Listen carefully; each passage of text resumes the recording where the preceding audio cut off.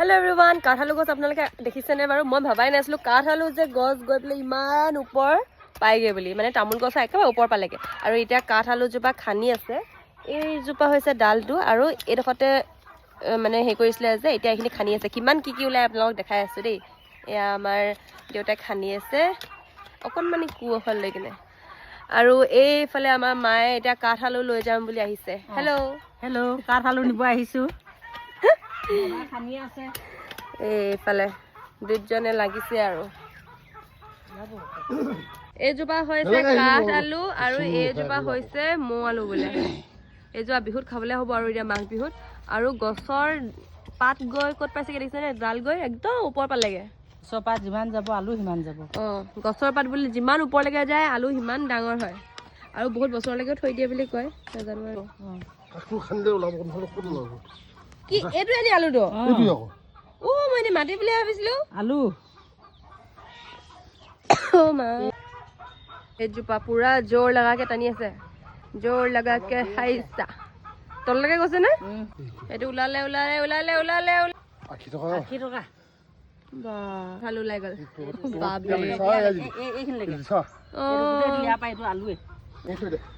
মানুহজনে কৰাখিনি মানে সন্তুষ্টি নহ'ল সেইটো কাৰণে নিজে কোখন লৈ লৈছে আছে নেকি চাইছে নাই সেইটো ওলালে এতিয়াতো ধুই পখালি লওঁ তাৰপিছত দেখাই আছো দেই কেনেকুৱা ওলাইছে কি ওলাইছে কি মৌ আলু খানিব নিদিয়া যি মৌ আলু খানি নেখানে মই মিঠা আলুটো খাই বেছি ভাল পাওঁ সেইটো যোনটো হেৰি ৰঙা যে মিঠা আলুটো সেইটো কিন্তু মোৰ মজা লাগে সেইটো কাঠালুটো ওলাই গ'ল আৰু কোনে কোনে খাব বিচাৰে আহিব দে আমাৰ ঘৰলে আচ্ছা মৌ আলুকেইটা চাওঁ আকৌ এইটো কোনে কোনে খাবলৈ বিচাৰে আহিব দেই কাঠালু কেজি 80 টকা আমি দিম আমি বিক্ৰী নকৰোঁ এনে খাবলৈ দিম ইয়া মাটিখিনিকে পেলালে মোৰ গাত